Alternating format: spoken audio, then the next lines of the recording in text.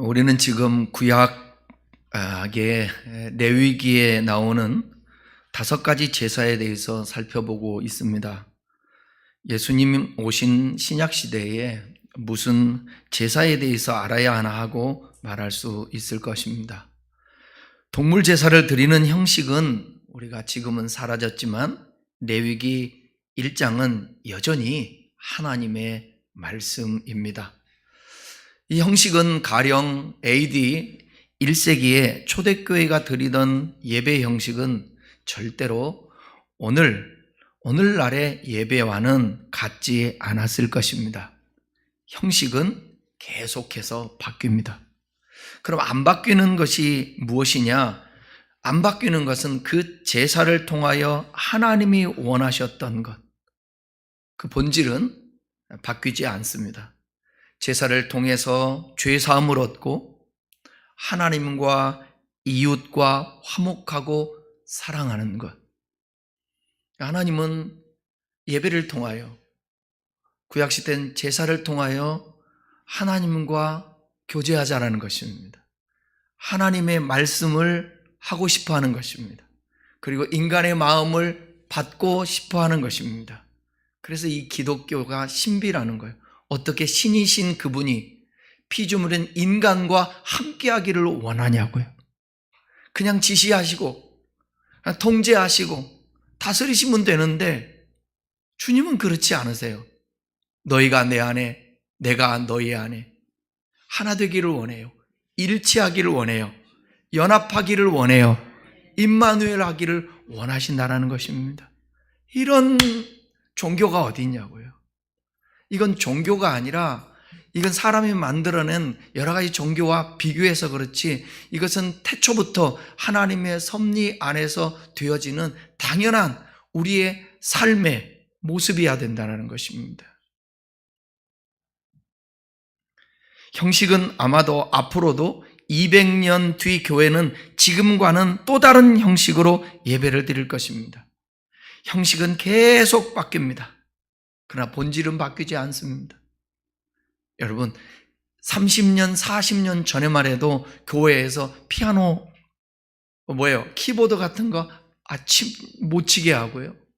기타 못 치게 하고 드럼을 어떻게 교회에서 치고 그랬나요? 그러니까 예배의 형태들은 앞으로 더 많이 아마 바뀔 수 있을 것입니다. 사도신경도 하는 데가 있고 안 하는 데가 있습니다. 주기도문도 하는 데가 있고 안 하는 데가 있습니다. 예배들이 좀 간소화되기도 하고, 또 성공회 같은 경우는, 루터교 같은 경우도 보면 형식들이 우리하고는 또 많이 다른 카톨릭적인 그런 모습들도 있다라는 것입니다. 어쩌면 이제는 예배드리는 주일날 우리가 예배를 함께 이 시간, 여러분, 예수님이 부활하신 이후에 모든 날들은 다 주의 날입니다. 그 어떤 날도 다 우리의 삶을 통하여 예배해야 되는데, 일요일이면 다 쉬니까 함께 모여서 공동체 안에서 예배하기 좋은 날이니까 구별하여 주일로 우리가 하나님 앞에 드립니다. 좀 자유적인 생각이지만 우리가 더 나아가 주일이 아니고 월요일 날 더 사람들이 많이 모여서 더 마음을 간절히 하나님 앞에 예배할 수 있다면 그날도 또 예배한 날이 되는 것입니다. 요즘 토요일 같은 예배, 토요 예배들이 또 많이 생기고 있지 않습니까? 그것이 인본주의적으로 인간 중심으로 되면은 안 되지만 하나님 앞에서 우리의 진심을 다해서 주님의 허용하는 한에서 예배 드리는 모든 것들이 다 가능할 수 있다라는 것입니다.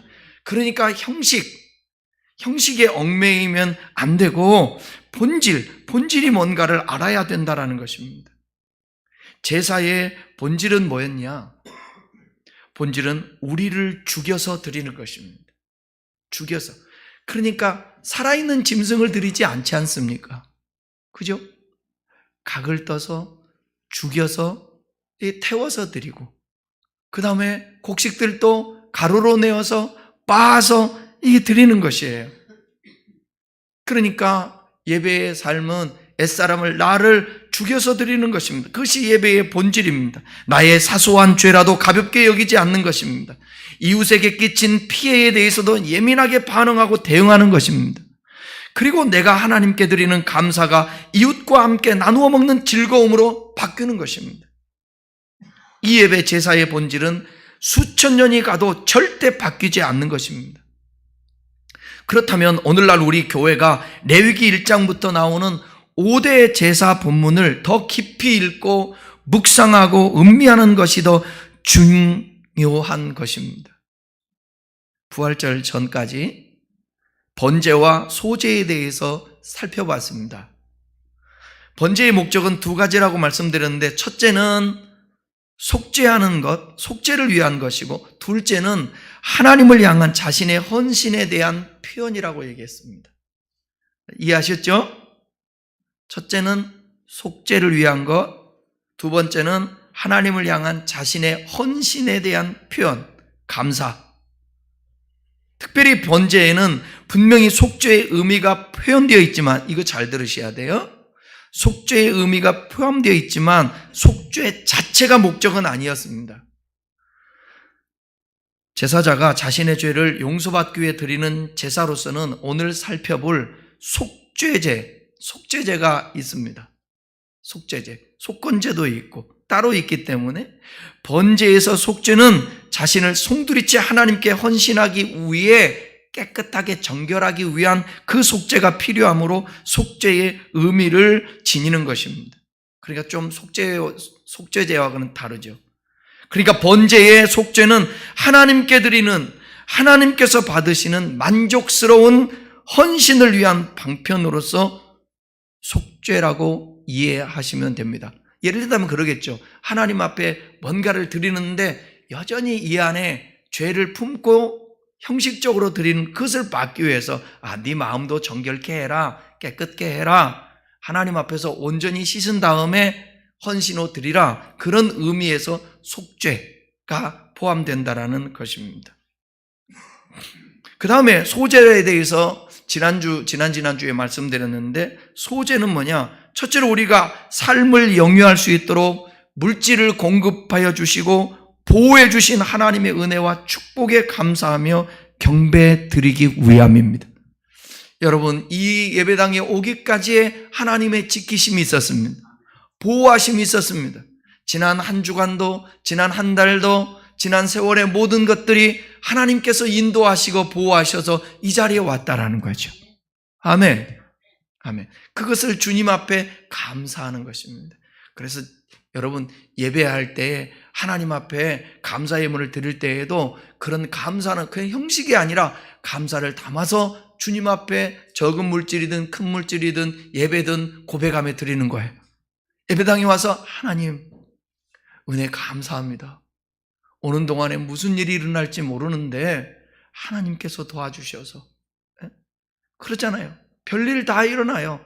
그래도 주님 인도 속에서 이렇게 공급해 주셔서 예배할 수 있음에 하나님의 은혜와 축복에 감사하며 경배를 드립니다. 그래서 소제를 드립니다. 소제, 식물을 통하여서. 그 다음은 자신의 땅을 가지고 있지 않은 제사장들, 레위인들은 땅을 분배해 주지 않았잖아요. 그 레위인에 속해 있는 제사장들도 그래서 성전에서 일을 해요. 그러니까 스스로 자기가 농사를 지어서 짐승을 키워서 먹을 수가 없으니까 음식을 제공해서 그들을 보호하는 거예요. 그 제사 드린 음식을 제사장들이, 레위인들이 함께 먹기도 합니다. 그리고 소제를 드렸다라는 거예요. 오늘은 세 번째 시간으로 속죄제와 속건제에 대해서 함께 살펴보겠는데, 먼저 속죄제에 대해서 살펴보겠습니다. 속죄제에 대해서 함께 읽어보겠습니다. 레위기 4장 1절로 3절입니다. 레위기 4장 1절로 3절. 모니터.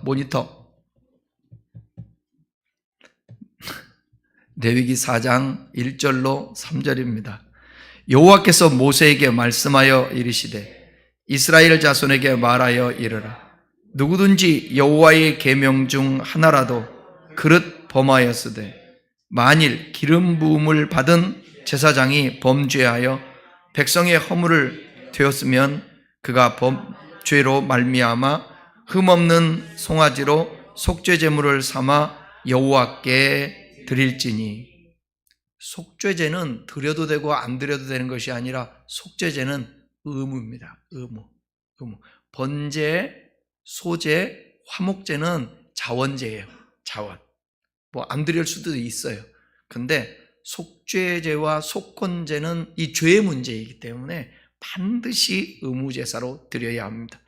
속죄제를 뜻하는 히브리어 하타트라는 단어인데 관역에서 벗어나다, 죄를 짓다, 속죄물을 드리다, 속죄하다라는 뜻하는 하타에서 파생됐는데 하나님의 법에서 벗어난 죄로부터 청결과 속죄함을 얻기 위해서 드리는 제사를 뜻한다고 합니다. 그러니까 죄를 지음을 깨달으면 무조건 드려야 되는 것이기 때문에 의무제사예요.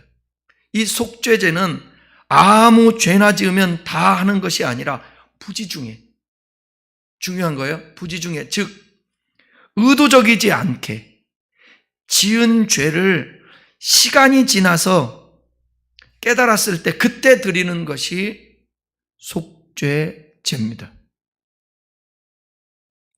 속죄제는 두 가지 문제를 해결하기 위한 제사인데 비고의적인 죄를 해결하고요. 일부러 짓지 않고. 그 다음에 정결하지 않은 문제를 해결하는 제사입니다. 뭐 시체를 만졌든지 이 부정한 것, 임신을 하고 났다든지 부정할 때, 그럴 때 우선 속죄제는 속건제와 더불어서 죄를 해결하는 제사였습니다. 속건제가 해결하는 죄는 재산상의 피해를 입힌 죄에 국한된다는 점에서 속죄제와는 다루는 그 죄와 차이가 조금 납니다. 이따가 같이 살펴볼 속건제에서는 상대방의 금정적, 물질적 손해를 배상하고 하나님께 속건제를 드려 그 문제를 해결합니다. 그러나 속죄제는 도덕적 계율을 어긴 죄인데 다만 그 죄는 비고의적 죄, 다시 말해서 그릇 무심코 여호와께서 금하신 계명을 범한 것입니다. 그러니까 예를 든다면 구약시대 때 안식일 날 제사를 지내야 되는데 자다가 깜빡 잊어버렸어요. 눈 떠보니까 안식일이 끝나버렸네. 그것을 깨닫고 하나님 앞에 회개하는 거예요. 그리고 제사 지내는 거예요. 그런 것이 속죄제일 것입니다.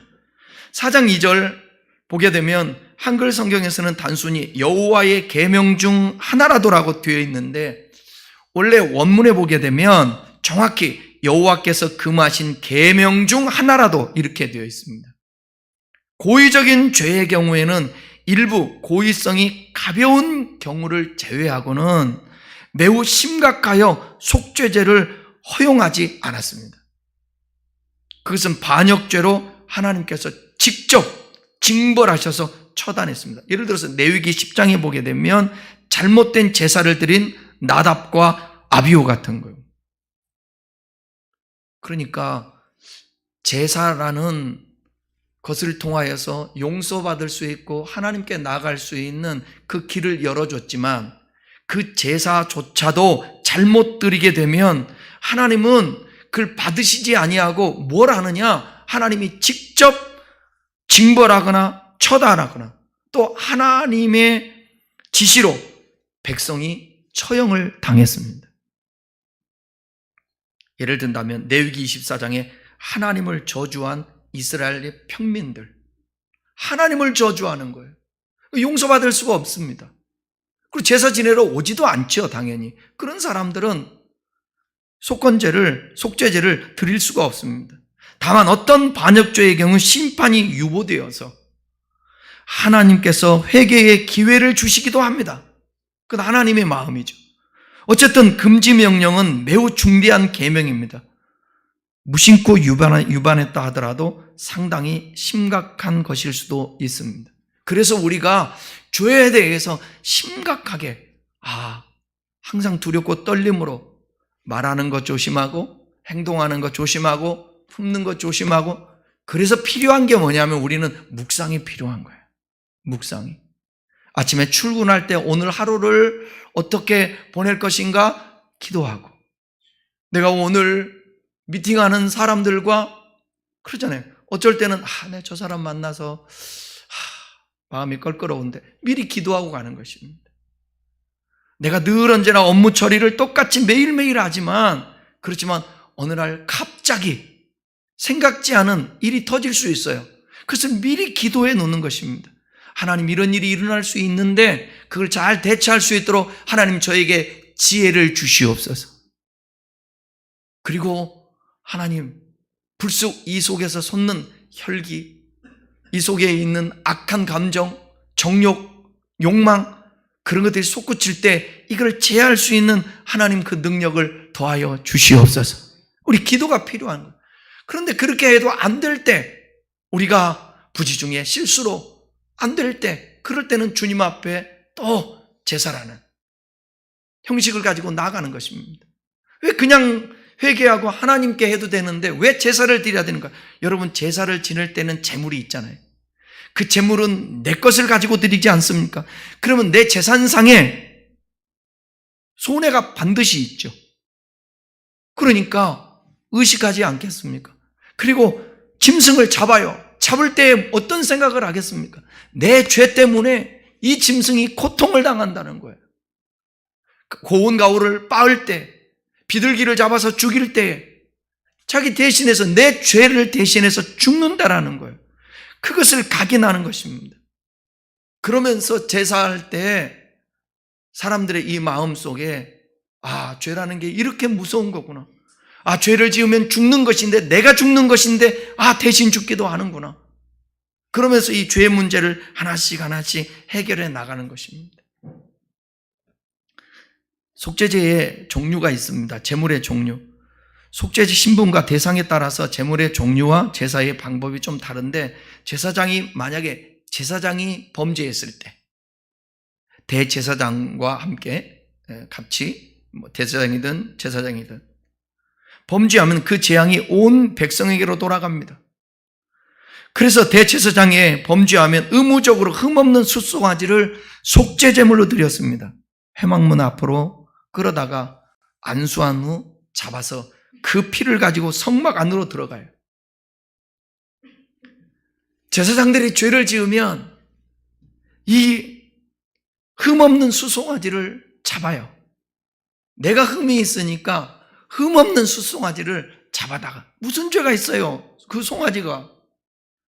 근데 그걸 잡아요. 그리고 안수해서 잡아서 죽으면 피를 받습니다.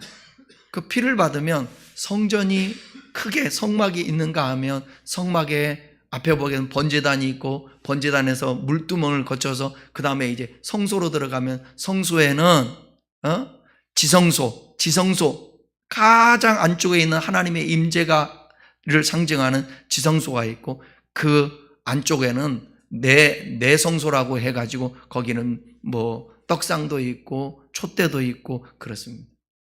근데 거기에 제사장들이 피를 가지고 그 안으로 들어가서 성소의 휘장 앞에 7번 뿌리고 향단불에게 바릅니다.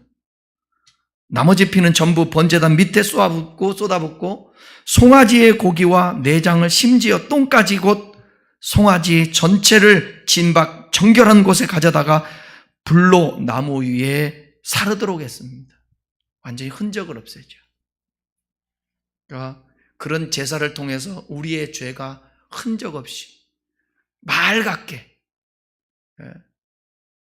선지서에 보게 되면 도말한다, 기억지 않는다, 깨끗하게 그렇게 우리에게 다시는 기억할 수 있지 않게 용서해 주신다라는 것입니다.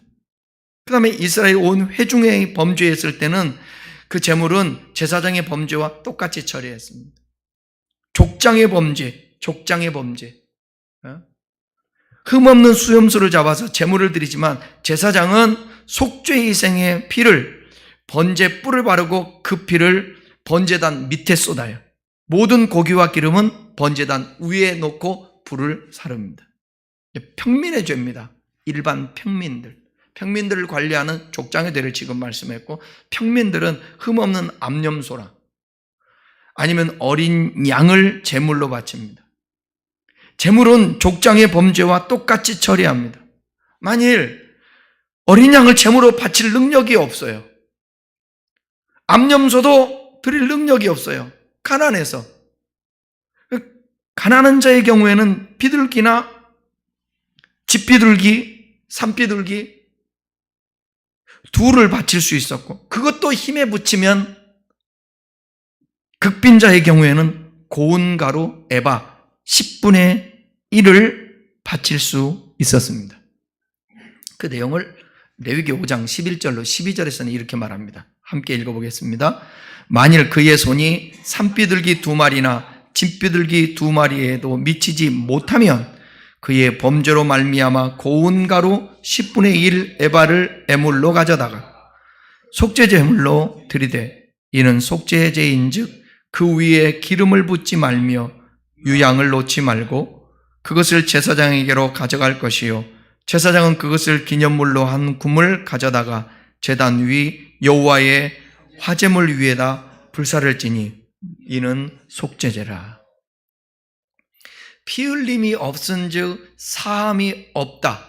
이게 죄사함의 원칙입니다.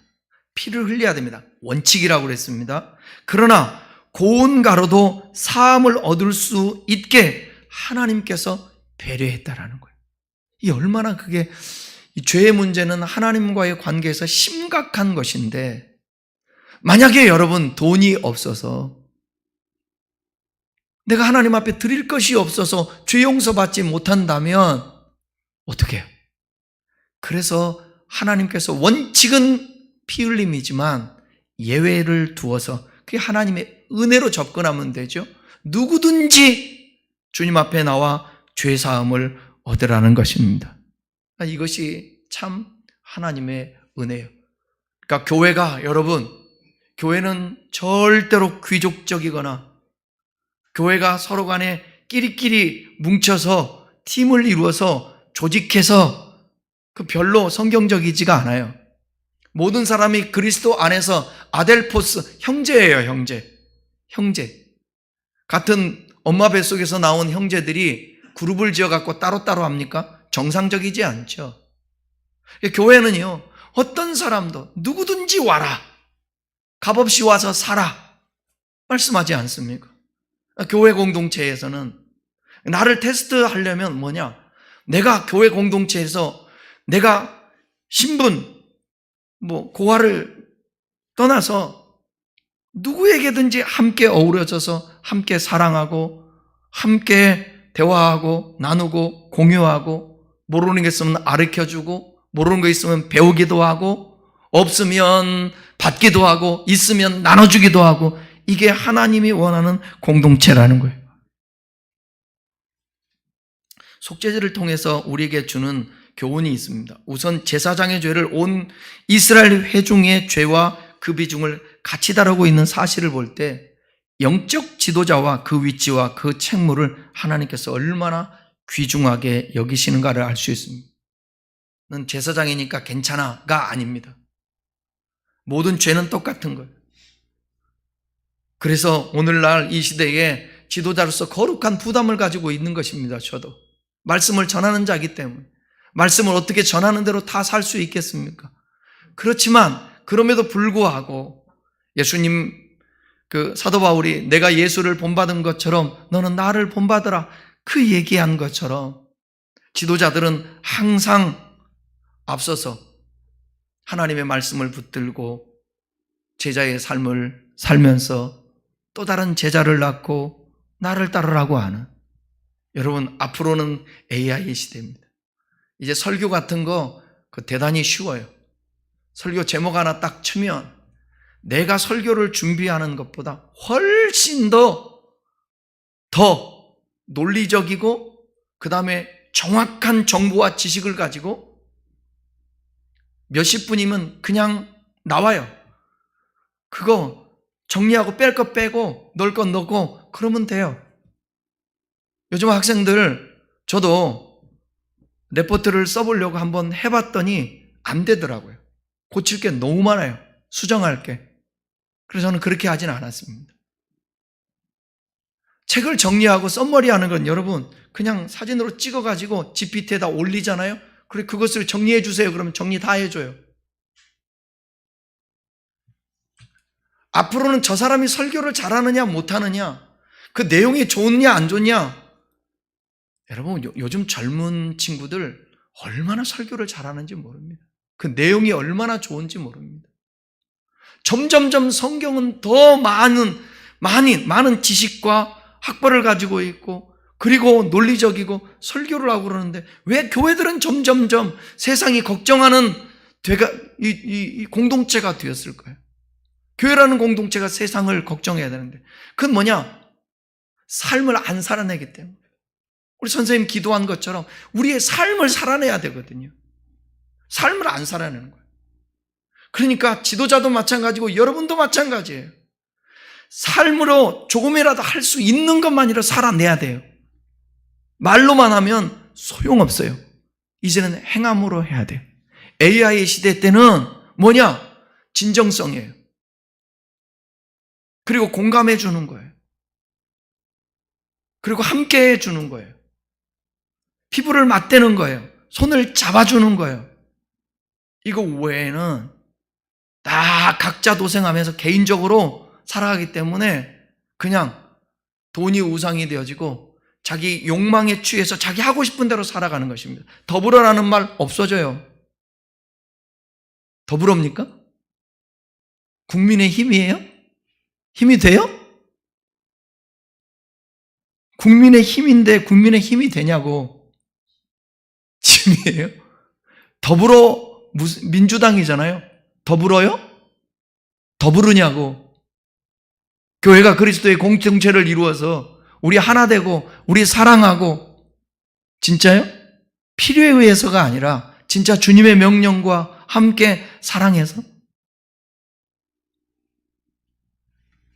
그러니까 저는 교회가 크고 적고가 떠나서 교회는 성도들이 많아서 건물이 커서 그 리더가 그걸 통해서 권력을 행사하는 것 절대로 아닙니다. 누가 비판할지 모르겠지만 제가 30년 목회하면서 깨달은 게 그겁니다. 교회는 크면 안 된다. 적다가 순수하게 그렇게 열심히 잘하고 정말 간증하고 자료들 다 찾아보면 그렇게 순수했던 지도자들이 나중에 가면 세속적이고 타락적이고 그런 사람들이 너무나도 많은 거예요. 첫사랑을 잃어버린 사람들이 너무 많은 거예요. 그래서 지도자들은 더 모범적으로 항상 앞서서 살아가야 되는 것입니다. 부지 중에 범죄한 어느 누구도 예의 없이 그에 합당한 죄의 제사를 드리면 죄의 문제를 해결할 수 있습니다. 대신이 안 됩니다. 자기가 해야 합니다. 신앙생활은 자기입니다. 하나님 아버지는 있어도 하나님 할아버지는 없습니다. 그러니까 나도 하나님을 아버지, 우리 부모님도 하나님을 아버지, 내 아들도 하나님을 아버지 1대1입니다. 또한 경제 부담의 능력을 배려하는 하나님의 그 자상하심, 이 사랑을 우리가 느껴야 되는 거예요. 그러니까 교회에서 물질 때문에 시험 든다라는 얘기는 그건 자기 스스로가 올무가 돼서 하는 것이지, 교회는 돈 없어도 됩니다. 그만큼의 이게 자존감도 있어야 되고 이게 멘탈이 있어야죠. 왜? 없으면 못하는 거 아닙니까? 공동체에서 없으면 헌신 못하는 거 아니에요? 있는 사람이 더하고. 우리 사회가 그렇게 돼야 되는 거예요. 평등이라는 건 여러분, 100만 원 버는 사람과 50만 원 버는 사람이 똑같이 10만 원을 내는 게 평등한 게 아닙니다. 그리스도의 공동체는 있는 사람이 더 내는 거예요. 없는 사람은 못 내는 것입니다. 못 내도 부끄럽지 않고, 못 내도 죄스럽지 않고, 그러나 마음에 미안한 감정으로 아유, 다음에는 제가 더 헌신하겠습니다. 괜찮아요. 이번에는 그러면 제가 더 있으니까 헌신할게요. 그죠? 우리나라 삶의 수준이 얼마나 대단한 줄 아십니까, 여러분? 예? 제가 외국 갔을 때 인터넷, 우리는 어디에서든 켜도 인터넷이 초고속 아닙니까? 외국 가면 그렇지 않아요. 모든 것이 다 불편해요. 우리나라 과일같이 우리나라 사과 있죠? 최고입니다. 요즘 사과금이 제일 비싸다면서요. 제가 외국에 여러 군데 다녀봤지만 여러 군데서 먹은 사과, 우리나라 사과처럼 맛있는데 하나가 없습니다. 필리핀이라든지 뭐 동남아 같은 데 하면 망고라든지 이런 종류는 그럴지 모르지만 사과, 배는 외국에 있는지도 모르겠지만 엄청납니다. 우리나라 살아가는 거 치안 대단합니다. 새벽 2시, 3시에 외국인들이 돌아다니도 아무 문제 없는 나라입니다. 미국만 해도 밤에 돌아다니면 안 됩니다. 유럽 가보니까 밤에 사람이 없어요. 못 돌아다녀요. 프랑스 같은 나라 소매치기가 그렇게 많대요. 우리나라 소매치기 없어요. 그 나라는 휴대폰 있잖아요. 카페에서 이렇게 놔두잖아요. 그러면 가져가요. 그냥 들고 간다니까. 그러면 헤헤헤 그건 내 거예요. 그러면 뭐냐? Sorry? 그러고 가요. 이거 신고할 수도 없어요. 복잡해서. 노트북 어떻게 놔둬요? 뭘 못 놔둬요. 우리나라는 그럴 일이 없죠. 다 CCTV 있고. 그런데 왜 행복지수가 이렇게 낮죠? 왜 자살률이 이렇게 많죠? 왜 사람들이 웃지를 않죠? 왜 기뻐하지 않고 평안하지 않고 왜 축제들이 없죠? 그리고 날 잡아서 축제를 해요. 젊은 애들은 어디 가서 축제를 벌여요. 콘서트를 가든 뭘 하든. 어디다 마음 둘 데가 없으니까 어디에다 마음을 둬요? 푸바오에게 마음을 둬요. 푸바오 가는데 왜 그날 비가 왔을까? 우는데 네, 이해 충분. 내가 상담학을 전공한 사람으로서 충분히 이해. 정말 이해해요. 우는데 엉엉 울어요. 푸바와 할아버지는 막 어떻게 할지를 몰라요.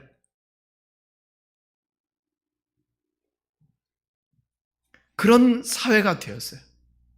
다시 우리가 하나님의 사람으로 신앙으로 하나님이 어떤 분이고 하나님이 얼마나 우리를 사랑하는지를 알게 되면 그 하나님으로 인하여서 세상에 보이는 게 바뀌어요.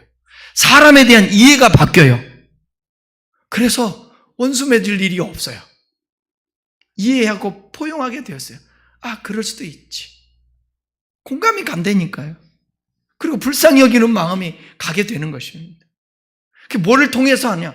내가 하나님 앞에 나갈 때 그 긍휼을 입으니까 아이고, 다른 사람들은 암염소도 잡고 수염소도 잡고 그런데 나는 드릴 게 없어서 고운 가루들이요.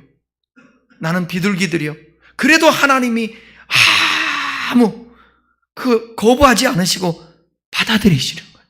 그걸 보면서 야, 하나님의 은혜가 크다.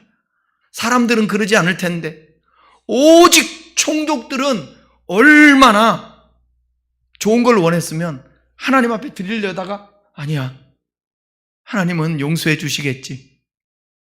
고운 가루도 받으시고 비둘기도 받으시는데 이거 저는 것 좀 전다고 해서 안 받으시겠어? 받겠지. 말라기 시대에 그래서 받쳐요. 그리고 총독에게는 좋은 것들이에요. 하나님께는 눈먼 것 저는 것들이고. 이게 사람 중심의 세상이 되어져 간다는 거예요. 정말 완벽할 수 없지만 우리 교회에서는 정말 저도 마찬가지예요. 누구도 사람 눈치 보고 사람 중심이 되면 안 돼요. 아시겠죠? 아, 저 사람은 좀 까칠하고 저 사람은 좀 그러니까 비유 맞춰야지. 교회에서 까칠할 이유가 뭐 있습니까? 여러분 제사를 드리는데 와가지고 건들건들 하면서 어이 제사장님 이거 한 방에 때려버려. 이럴 수 있나요? 아니에요. 그렇지 않아요. 그렇지 않아요. 정말 겸손한 마음을 가지고 죄인된 모습 가지고 와서 짐승을 잡아야 돼요. 한 방에 심장을 찔러야 된다니까요. 한 방에 대동맥을 날려야 된단 말이에요. 그리고 갈기갈기 다 찢어요. 그거 드린다고요. 그게 누구라고요? 나예요. 근데 어떻게 제사 드리면서 거들먹 드릴 수가 있어요? 드려요. 우리는 하나님 앞에 예배할 때 여러분 자유스러운 거 좋습니다. 평안하게 기쁘게 드리는 거 좋습니다. 그런데 하나님께 예배하는 것이 건방지면 안 됩니다. 하나님 앞에 예배드리 거들먹거리며 예배드리면 안 됩니다. 팔짱 끼고 관람하듯이, 아니 뭐 어차피 이럴 수는 있죠. 근데 관람하듯이 판단하듯이 예배드리면 안 됩니다. 하나님 중심이 돼야지 사람 중심이 되면 안 됩니다. 아멘. 난 지난주에도 부활주일 연합회에 참석했는데 마음이 너무 힘든 거예요. 왜 힘들었냐면 찬양을 하고 그러는데 그 안에 들어갔더니, 저는 나이트클럽이 뭔지도 모르지만 안 들어가 봤지만 뭐 TV 같은 데 보면 나이트클럽 번쩍번쩍 하면서 난리가 나면 소리가 안 들리니까 어떻게 하죠? 서로 말해도 안 들리니까 막 가서 뭐라고 귀에다 대고 그러잖아요. 예배당이 그런 거예요. 콘서트도 아니고 리사이틀도 아니고 같이 회중과 함께 찬양하는 거잖아요. 그러면 찬양하는 사람도 찬양을 들어야 되지 않습니까? 근데 앉아서 찬양하는데 내가 아무리 크게 해도 들리지도 않아. 내 귀에도 안 들려. 너무 앰프가 빵빵빵빵 거려. 그럼 앞에서는 인도하는 사람은 너무 신나갖고 하는 거야. 회중은 힘든데. 이건 하나됨의 예배가 아니죠. 배려하는 예배를 드려야 되는 것입니다. 배려하는 예배. 그죠? 하나님을 서서 예배하는 거 좋습니다. 처음 오는 사람도 많은데 와서 20분 동안 서서 예배 드리니 얼마나 힘들어. 국회의원 중에 하나는 인사하러 왔는데 교회를 안 다니는 것 같아. 교회를 안 가는. 그 TV에서 앵커 했던 분이 여기 나온 분이 있잖아요. 그분은 신기한 거야. 시종일관 웃어. 박수 치면서 웃어. 시종일관. 저 진심인지, 기독교가 이런 거야? 이러는 건지. 우리 모두 다가 항상 하나님을 향해 있으면 하나가 되게 돼 있습니다. 하나가 되게. 그것은 주님이 우리 같은 죄인, 우리 같이 허물 많은 존재, 이 존재를 아버지가 받으시는구나. 나는 송아지를 가지고 가도, 내 옆에 있는 사람이 비둘기 하나 가지고 가도, 여러분 성전에 성막에 들어가면서 비둘기 들고 가는 사람과 그 다음에 수염소 들고 가는 사람과 그 다음에 고온가루 들고 가는 사람이 있어요. 하나님이 보실 때에는 어떻게 보시죠? 어떻게 보시냐고요? 똑같이. 그런데 끌고 가고 들고 가는 사람들 자신들은 어떤 생각을 할까요? 나는 저 사람보다 나은 거야. 이러지 않을까요? 나는 하나님 앞에 다른 사람보다 더 많은 물질을 드려. 교회 11조를 드려. 그럴 수도 있겠죠? 아니에요. 하나님 앞에서는 다 똑같아요. 저는 야고보서 강해를 하다가 충격을 받은 게 있어요. 당시 야고보서에 나오는 그리스도인들은 정치적, 경제적, 종교적 그 어려움을 피해서 신앙생활을, 흩어져서 신앙생활을 하는 거예요. 그러면 신앙생활하는데 구심점을 잡기 위해서 회당을 만들어야 되잖아요. 회당에 모여요. 회당에 모여서 말씀을 서로 나눠요. 오늘날로 얘기하면 그냥 예배라고 합시다. 제사는 아니니까. 회당에서 제사 지내는 건 아니니까. 회당이 언제 생긴지 알죠? 포로기 이후에 그때는 성전이 없으니까 이제 모여서 하나님 말씀도 나누고 기도도 하고 그러면서 회당을 만들었어요. 근데 이 회당에서 여러분 신앙이 있는 사람들 아닙니까? 믿음이 있는 사람들 아닙니까? 근데 회당에서 옷 잘 입고 예쁘고 멋있으면 앞에 와서 앉으라고 그래요. 그런데 취한 모습 가지고 있으면 저 뒤에 앉으라고 그래요. 이걸 뭐라고요? 차별하는 거예요. 하나님은 차별하지 않으셨습니다. 구별은 해도. 우리 교회 안에 차별이 없어져야 되죠. 아멘이에요? 여러분, 우리 교회 성소수자가 오면 어떡할 거예요? 어떡할 거냐고. 동성연애 하는 사람 오면 어떡할 거냐고요. 전자팔찌 차고 온 사람 있으면 어떡할 거냐고. 우리 교회에 그런 일이 없어서 그렇지 교회에 이런 일들 많아요. 그럴 때 우리는 그들을 어떻게 볼 것인지. 이것도 기도야. 다 그리스도 안에서 긍휼을 입어야 될 사람들이에요. 품어야 될 사람들이에요. 잘못은 잘못이지만 각자의 잘못으로 하나님 앞에 제사를, 속죄제를 드려야 되지만, 아니면 대속죄일에 가서 그때 제사를 지내야 되지만, 우리 모두는 그리스도 안에서 긍휼을 입은 사람들이에요. 오늘날로 얘기하면. 주님 말하는 거예요. 다 와라. 진심을 가지고, 상한 마음 가지고, 돈 없어도 괜찮으니까 밀가루 하나라도 가지고 와라.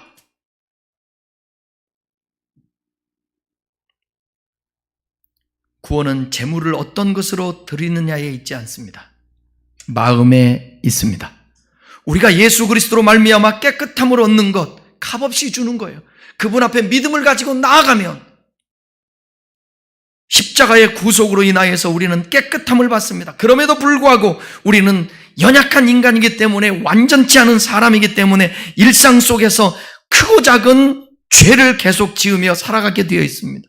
의도하지 않는 죄, 의식하지 않고 짓는 작은 죄들이라도, 이런 것들이라도 하나님 앞에 기도하고 자백하는 것입니다. 그래서 묵상이 필요하다는 거예요. 조용한 시간을 가지고. 아무리 작은 죄라도 우리는 매일매일의 삶을 통해서 하나님께 죄를 고백하고 부끄러운 것들과 수치스러운 것들을 씻음으로 새롭게 거듭내 나가는 그런 삶. 이것이 속죄제의 의미인 것입니다. 오늘도 속건제까지 하려고 했는데 속죄제까지만 하고 다음 주에 하겠습니다. 속죄제의 영적 의미는 예수 그리스도의 십자가를 중심으로 모든 인류의 죄를 대속하신 그리스도의 대속 사역을 상징합니다. 그리스도는 실로 속죄 이상의 어린 양이 되셔서 모든 인류의 대속물이 되셨는데, 그의 죽음의 장소는 속죄제 희생 제물이 진 바깥 정결한 곳에서 불살라진 것처럼 예루살렘 성 바깥 골고다 산상에서 예수님은 고통스럽게 십자가에서 희생 제물이 되었습니다. 이제는 우리는 수양이든 암양이든 암소든 숫소든 비둘기든 고운 가루든 가지고 나갈 일이 없습니다. 왜냐하면 예수님이 십자가에서 친히 제물 되셨기 때문에 그 제물 대신 예수의 이름으로 나아갈 때에, 그런데 여러분, 그 나갈 때 어떤 마음이겠어요? 양을 갖고 갈 때의 마음, 소를 갖고 갈 때의 마음, 짐승. 여러분, 소 한 마리가요 지금 얼마예요? 몇백만 원 합니다. 그걸 가지고 가는 심정으로 얼마나 죄를, 이 죄가 크면 이 돈과 바꿉니까? 내 가진 소유하고 바꿉니까? 그 심정. 예수님의 이름으로 나가는데 예수님이 진짜 나를 위해서 죽으시고 부활하시고 나와 함께 하신 그 주님, 물과 피 다 쏟으신 그 주님, 그 마음으로 하나님 앞에 나아가서 회개하고, 우리가 구약의 속죄제처럼 속죄제를 지르듯이 하나님 앞에 나와서 자백하고 고백하는 것입니다. 주님, 저의 죄를 용서하시고 저의 연약함을 도와주시고, 기도하는 거예요. 나를 받아주셔서 감사합니다. 나를 흡양해 주셔서 감사합니다. 이것이 계속해서 이어져 나갈 때, 이 속죄제가 계속 이어져 나갈 때에 내 호흡 끝나고 딱 주님을 맞이할 죽음의 앞에서 하나님 감사합니다. 혹여 아직도 내 안에 죄가 씻어지지 않았다면 나의 죄를 사하여 주시옵소서. 이렇게 고백하면서 우리가 영생을 얻을 수 있지 않을까 생각됩니다. 매일매일의 삶에 우리는 알고 짓고 모르고 짓고 우리는 죄들이 있는데 그것들이 느껴질 때마다 오늘 속죄를 드리는 심정으로 하나님께 나아가서 죄 사함 받을 수 있기를 주님의 이름으로 축원합니다.